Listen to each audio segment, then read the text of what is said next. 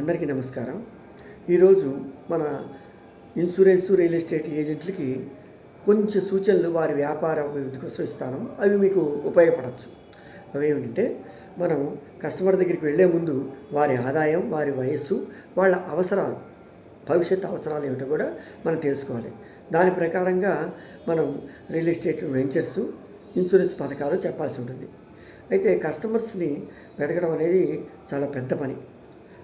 Fruits, flower market, కిరాణా market, ఇలా markets ఉంటాయి. కానీ కస్టమర్స్ మార్కెట్ అనేది మనకి ఎక్కడ ఒక చోట ఉండదు. మనతో పాటే ఉంటారు, మన పక్కనే ఉంటారు.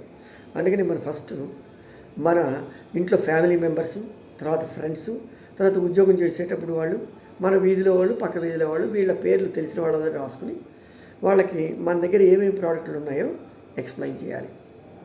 అదైన తర్వాత విజిటింగ్ కార్డ్స్ వేసుకోవటం, పేపర్లో అడ్వర్టైజ్మెంట్స్ ఇవ్వటం, పాంప్లెట్లు పెట్టడం, తర్వాత ఒక కంప్యూటర్లో ప్రింట్ తీసి గోడల మీద, చెట్ల మీద అంటించడం, ఇలాంటివన్నీ చేసుకోవాలి.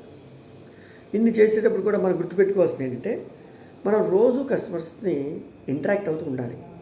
అలా 100 మందితో అయితే ఒక 20 మంది వింటారు, ఒకళ్ళో ఇద్దరు చేయొచ్చు, కొనవచ్చు.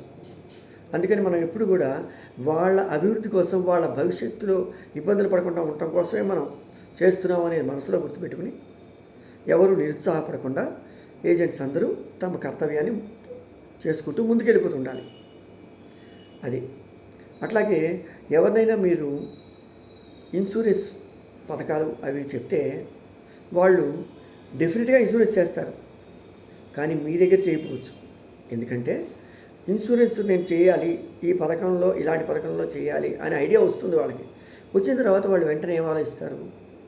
మన చుట్టాల్లో ఎవరైనా ఏజెంట్స్ ఉన్నారా, మన టీచర్స్లో ఉన్నారా, మన ఫ్రెండ్స్లో ఉన్నారా, ఇలా దగ్గర సర్కిల్నే వాళ్ళు ఆలోచించి చేస్తారు. మనకు చేయకపోవచ్చు, కానీ వాళ్ళు తప్పనిసరిగా ప్లాట్ కొంటారు, ఇన్సూరెన్స్ చేస్తారు. అది మీరందరూ మనసులో ఉంచుకుని డిప్రెషన్కి వెళ్లకుండా అలా కస్టమర్స్ని కలుస్తూనే ఉండాలి. అదే మెయిన్ వ్యాపార అభివృద్ధికి మూల కారణం అవుతుంది. All the best.